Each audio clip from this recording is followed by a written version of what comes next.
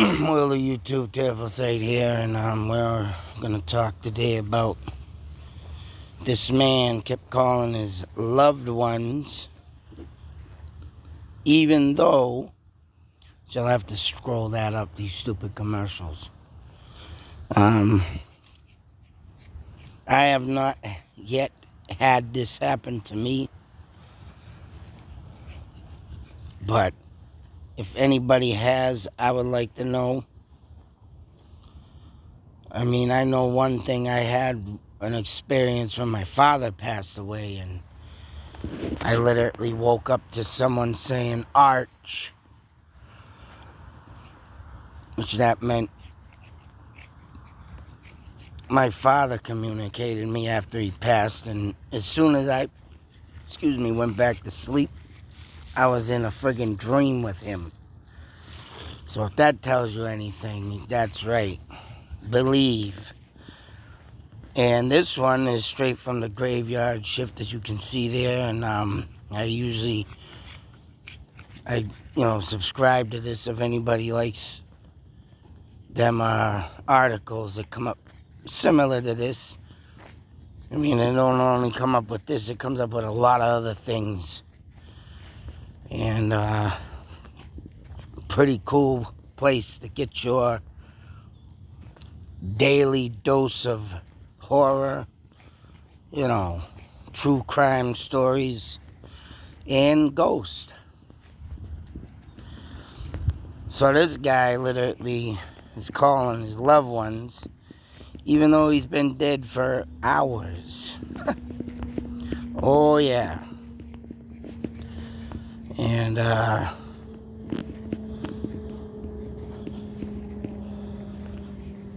reports of phantom phone calls go back to at least 1967. And, of course, I'm sure, that being said because of the simple fact that,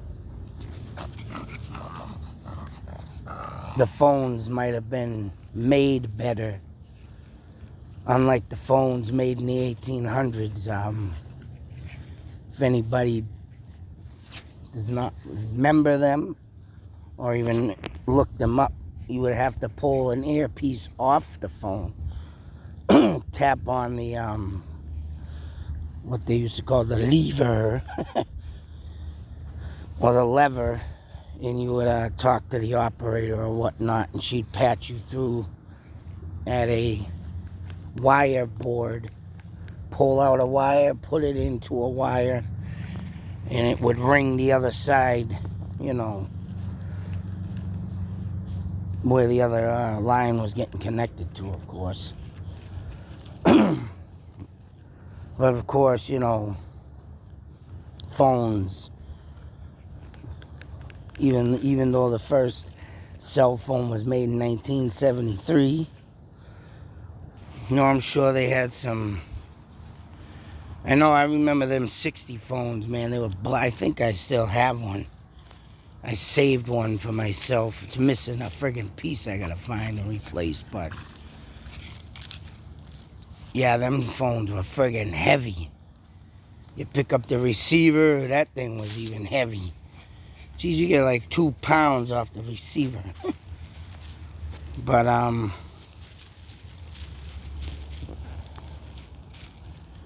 35 calls from his phone for several hours following the disaster, whether it was due to phone damage or the TRAN reader reaching out from beyond, we may never know. But it's nice to believe that even he had passed only a phone call away.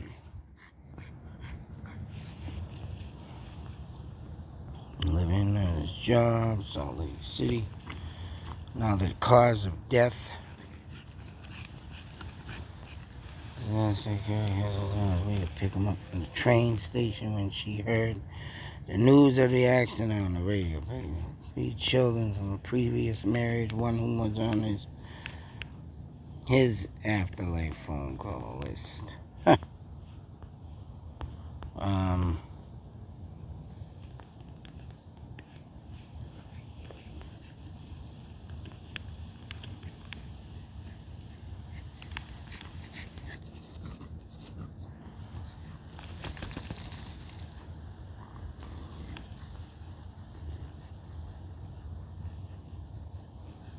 Back phone.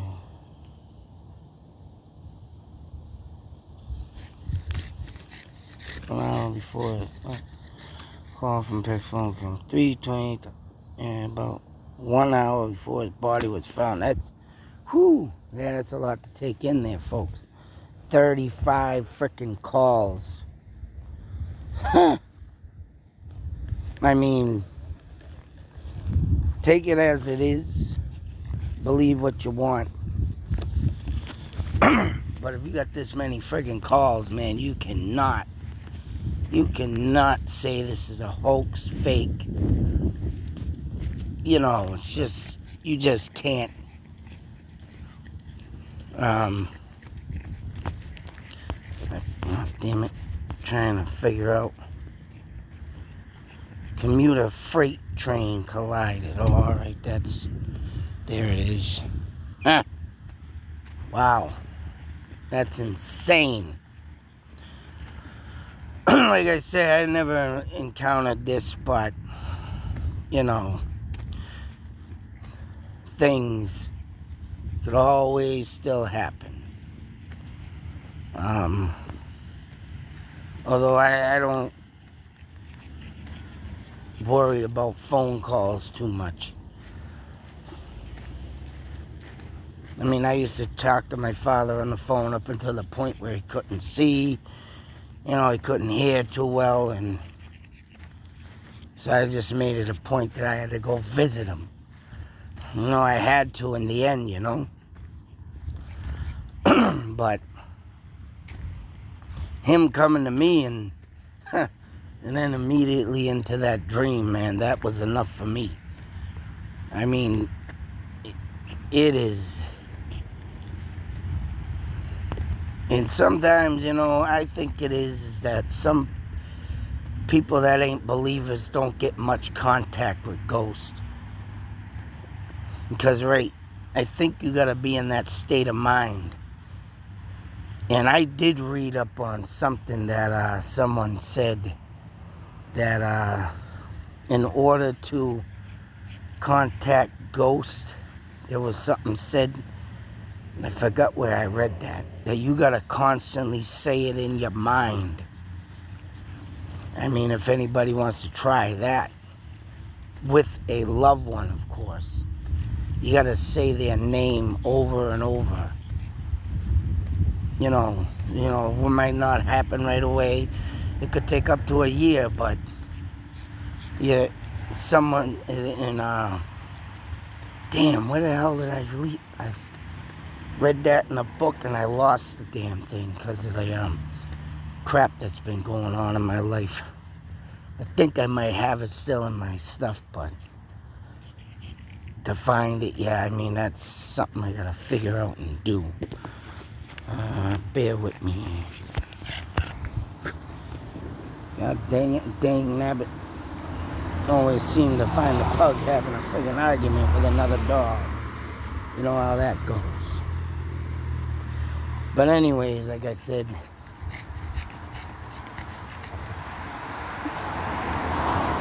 I can't remember what that book was either. But, you know, to have this happen and to try out something like that to see if you do get something, make sure it's like, you know, someone that you were extremely close to and you know, you would have a good connection with. And I forgot all about that too, doing that and trying it. Especially when my father did pass. It was just, then the gentleman I lived with passed away last year, and you know, you ain't thinking about that stuff. It's just, oh man, what am I gonna do next? What?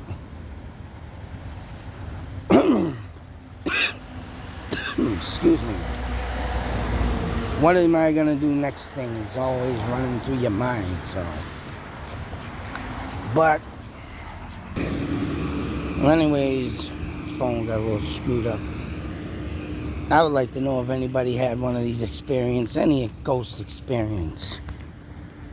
Let me know.